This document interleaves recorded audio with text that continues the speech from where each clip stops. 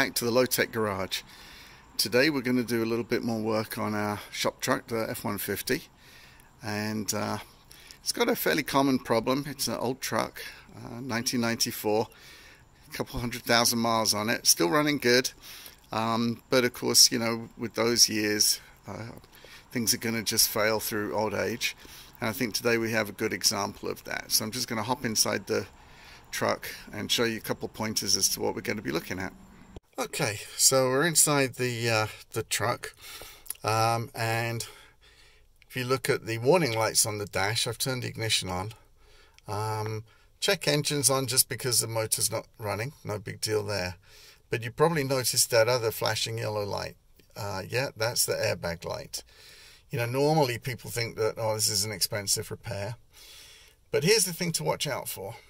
If you go to the horn and you find that actually you have no functioning horn as well, it could end up being some good news.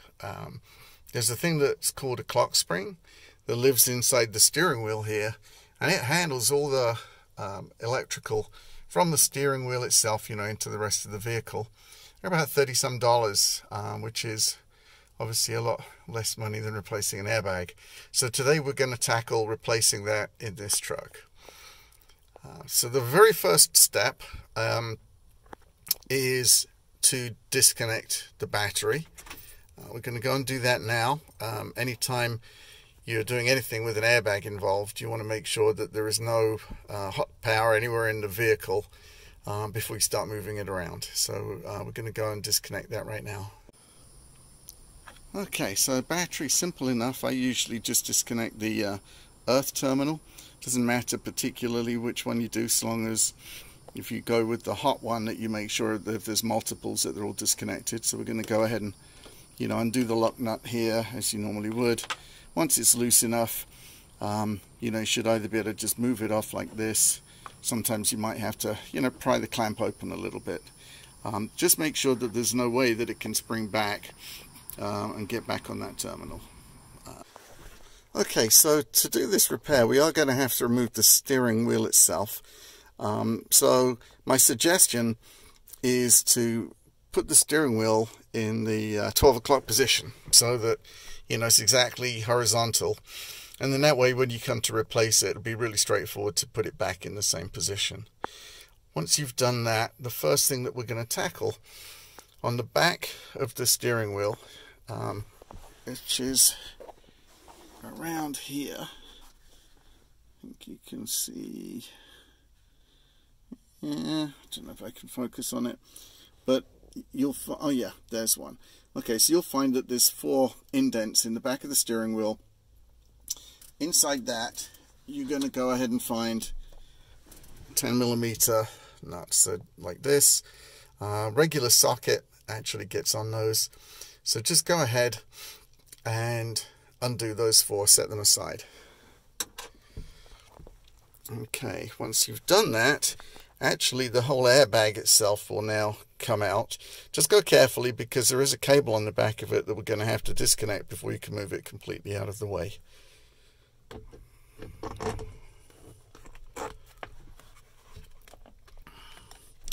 So the yellow cable is the one that we have to disconnect. Basically just apply pressure to the tab, and then we can go ahead and disconnect the cable like this, and then we'll just put the airbag somewhere safe.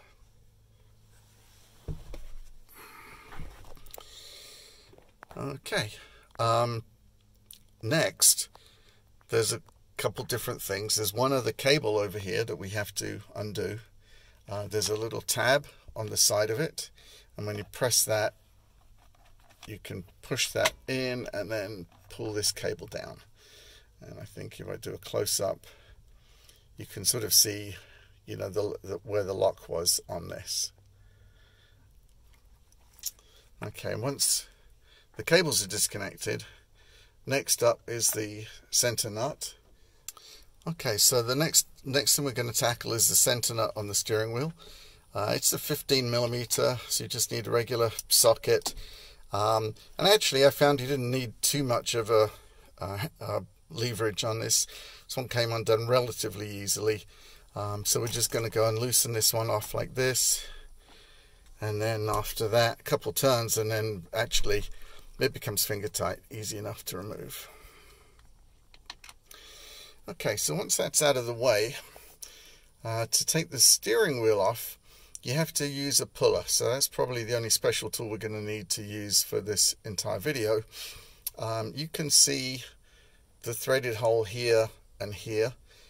So the puller will basically screw into those two holes, and then there'll be a central piece that'll push, you know, what is on the steering column, which is this piece here. So we're going to go ahead and get the puller in place now, and then I'll show you the removal process. Okay, so this is the style of puller that you need. And the only thing to note is that actually on the Ford here, these two bolts are relatively close together compared with some other vehicles. So you may want to, you know, just put a tape on that and check that the puller that you're going to get is going to fit. You know, the other tip, if you're doing this kind of thing for the first time, is you can, I'll say, rent tools like this from your local auto store, like Advance or AutoZone, and usually they'll just require a deposit. You can bring the tool, use it, and as long as you return it in good condition, then there's actually no charge for that, which is a great service. So then we're going to put the two bolts in here. As you can see, you know, these ones go into the two holes that I had pointed out earlier. The central part of the puller, there's a bush that you fit in the end of it, and then that goes on that center column I pointed out. And then we're just going to put a socket wrench on the hex end here, and then as we tighten this up, then what should happen is you should see the steering wheel basically just start to come off, and then you'll feel it gets to that loose point where actually, you know, you can stop using the wrench and then dismantle the puller and just take it off by hand. Okay, so with the puller removed, you should be able to take a hold of the steering wheel. I don't know if I can do this with one hand. Oh yes, and remove it.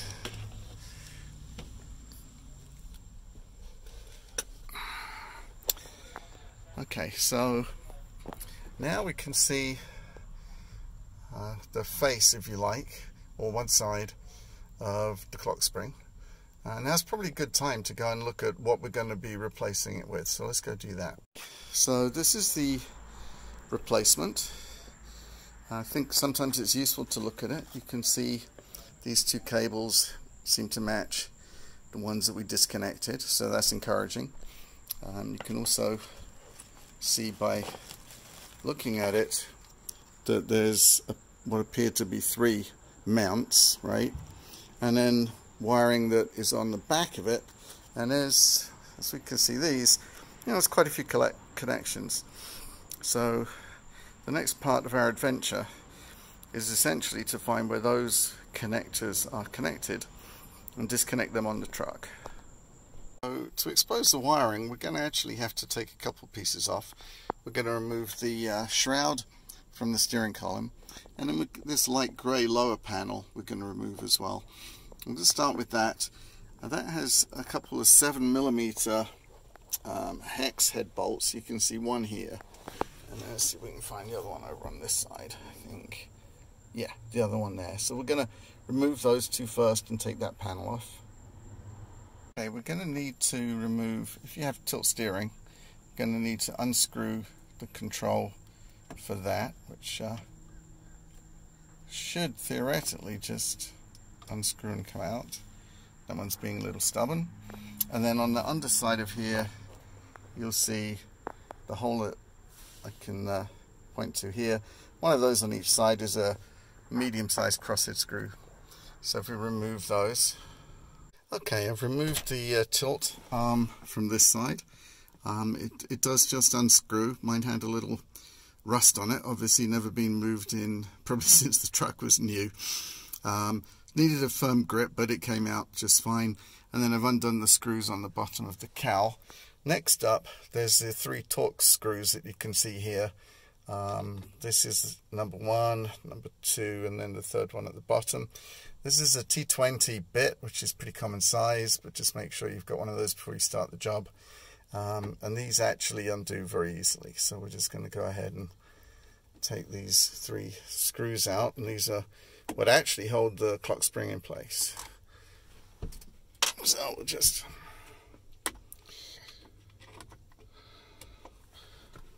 doing this left-handed, which is probably not ideal, but I think you get the idea. No need for me to show you me undoing the 3rd one.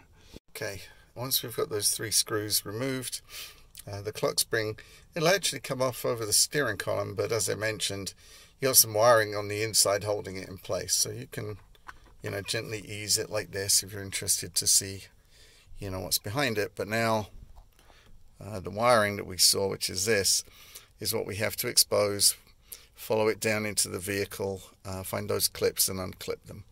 And after that we should be able to take the old one out and start putting the new one back in. Okay, kind of misspoke slightly earlier when I talked about 2 screws. Looking under here, you can actually see there's a 3rd screw at the front as well. You're going to need to remove that one, and then once you do that, this piece of the shroud around the steering column, will basically come down out of the way.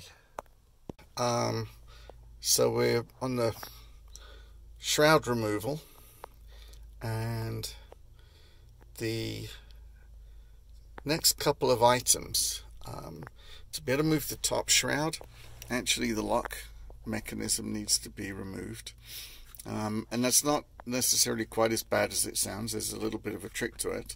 What you need to do is insert the key. Again, you've got the battery disconnected at this point, very important. You put it into the on or accessory position, and then on the underside of the lock you'll find, let me see if I can find the spot.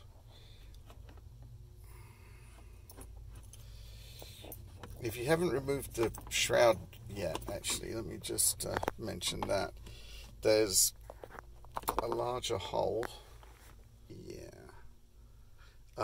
So that other hole there is actually a place for you to put a long pointy implement in from the underside of the steering column.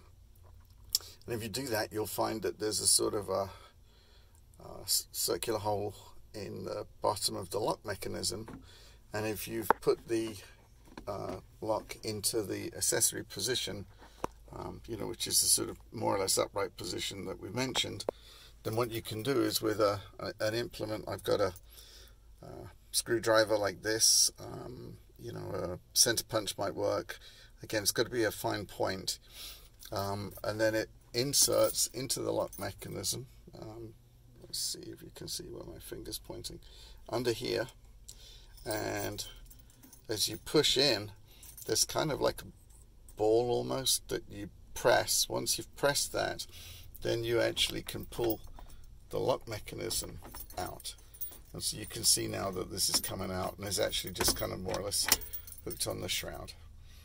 So actually, if I let me think, if I show you here, so the lock came out in this direction, but if I rotate it to show the underside, you can see that little pin, and that was the pin that you needed to be able to press up on so that you could pull the lock mechanism out.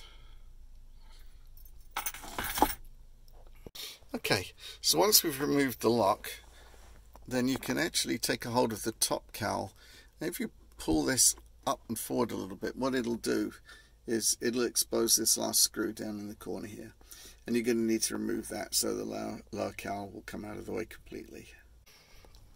Okay, it seems like you have to dismantle most of the truck to actually get this job done.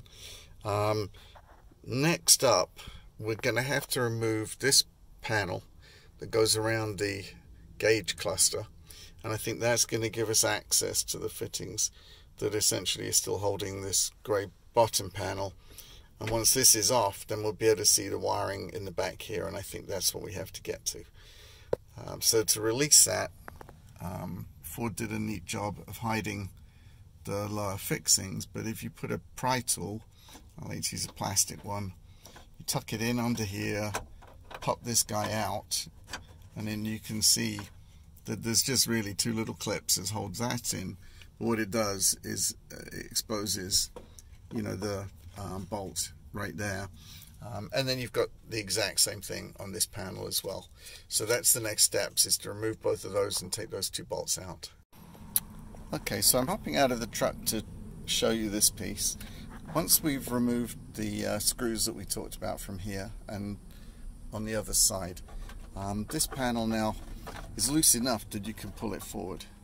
Once you pull it forward, if you look in behind here, you can see that this grey panel, it has these clips, and they come out. You have to kind of pull up and out.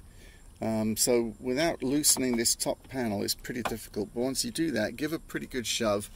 There's a clip here, one here, and then one here, and then one finally on the other side. Let's see, yeah. So you can see that one, and then we've got our last one, you know, which is kind of on this corner. I'm not sure I can do it with just the one hand, but fourth clip removed, and the grey panel will come off. Okay, and then once that panel's removed, you actually get really great visibility to what we're trying to do here. So you can see the black and the yellow wires that are attached to the clock spring, and as I just followed down here, you know, you can see the harness as it comes in the back. This is the places that we're going to have to unplug it from. So we're going to undo these two clips here. And then another thing to note, further back there's a black clip. Let's see if we can find that for you.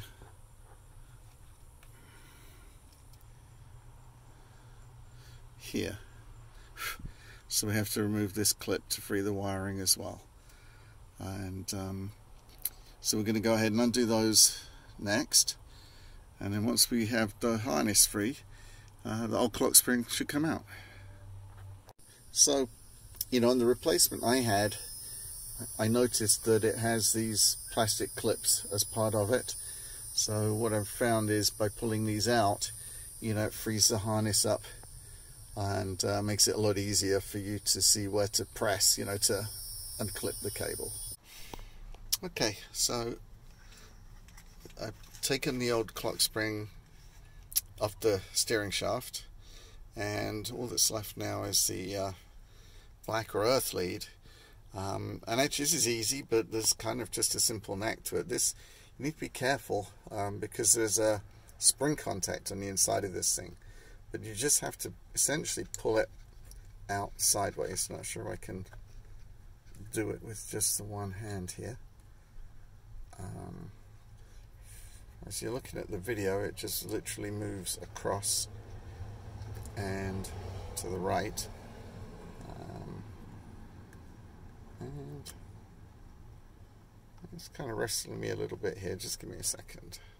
Okay, works a little better this way around. So you can see this is where it is, and basically you just move it in this direction. And I think if I get in close, you can kind of see how it slides into that slot in the aluminum housing there. So you just need to pay attention to that. And again, if you look on the inside, you can see that pretty clearly. You know, there's an electrical contact there, and you obviously have to be pretty careful to not damage that. The replacement I have looks slightly different, but I'm sure, you know, will still work just fine. Okay, so, you know, installation is just the reverse of what we did, but just to point out, I've put that earth cable back into this spot. Mine had like a little protector over that brush that I showed you, which as far as I can tell is just there for while this thing's in transit, because it doesn't look like it fits in here. With it removed, this looks exactly like the old one that I took out. I've centered the clock spring itself and, you know, lined up on the 3 bolt holes here, so that's fine. And this white piece actually helps you do that, because I think there's a flat or something on the steering column that just helps you to get that into the correct position. And then finally, as we go into the dash, connected the 2 plugs together. Mine was an aftermarket clock spring.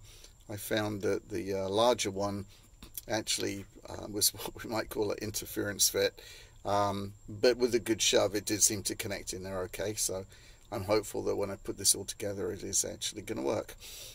So I'm now going to take these snaps, put them back in the place up under the dash, and then we'll go ahead and address the clip that we've got here to hold the cable in place, and then once we've done that, then we'll start putting the dash and the cowl back together. Okay, so I put those 3 screws in. What I found is, as you do with a few of these things, start the screws, put them about halfway in, then I took the clock spring and just kind of rotated it around a little bit, and you'll feel it kind of self-center. Once you do that, then you can just tighten the 3 of them up, and then once it's in place, there's no longer any need to have the clip on the front of this, so this can now be removed. Okay, next up is to replace this lower panel. It's the 4 clips that we talked about here, here, here and here. Snapped in very easily. Looked like mine had never been removed before. There was about 27 years of dust behind it, so I took a moment to clean it before reinstalling it. I'm going to go ahead and put the 2 screws in the lower section of that now, and then we'll move to reinstalling the dash housing and trim. Okay, so with the lower panel in place, we're just going to press the clips along this edge back down into position, and then replace the 2 screws, one here and one here. Okay, so next is to take this piece of the top cowl, move it around so that it's now sitting square. You can see the gap is pretty even around here, and the opening for the steering the ignition switch, is lined up. Then you can actually just push this assembly back in, and that's all you have to do. Is like you'll see there's some grooves at the top that line up with it. Again, it goes in this almost vertical position.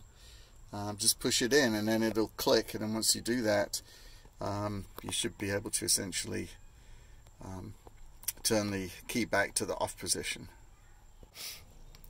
Okay, and then once you've done that, you can raise the lower piece of the cowl here, and it takes a little wriggling around, but what you want to do is get it to line up properly.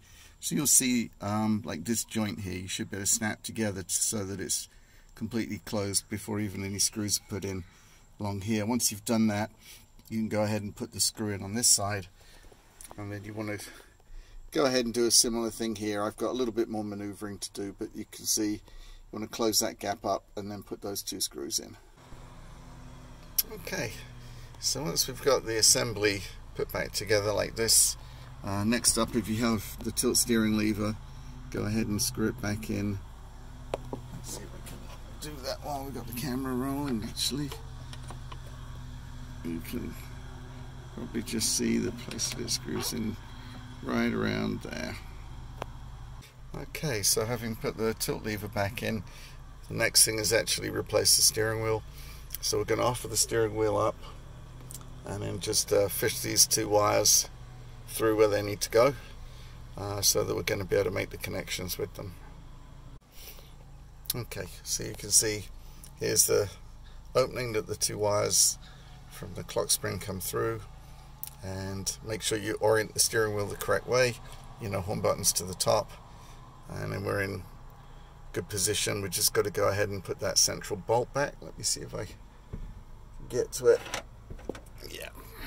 Alright, so we're gonna put this in here, and you get the idea. Do this up, and I'm gonna have to put a socket on there to tighten it up, so I'll be right back.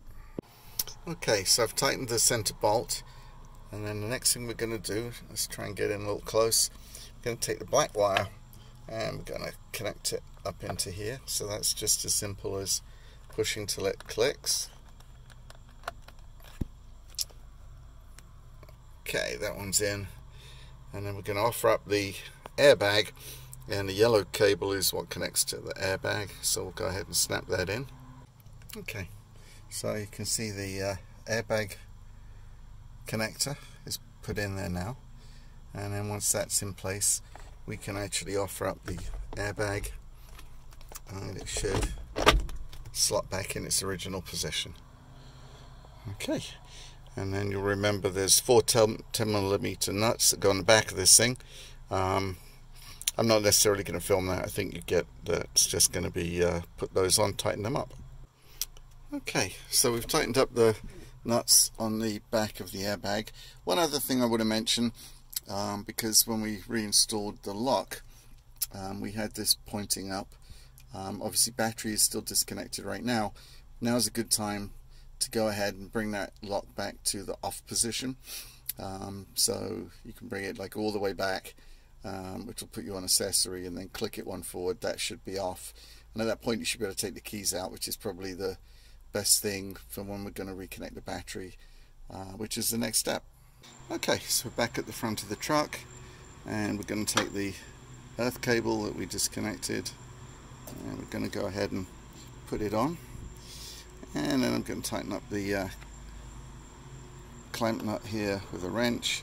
Nice thing about disconnecting the earth one is the wrench actually, if it touches the chassis while you're doing this, really nothing happens. Okay, that's nice and tight. So now we get the fun part, see if this actually worked. Alright, so moment of truth. The truck is all back together. So we're going to go ahead and turn the ignition on first. And we see the airbag light there, but now it's gone out. And let's start the truck.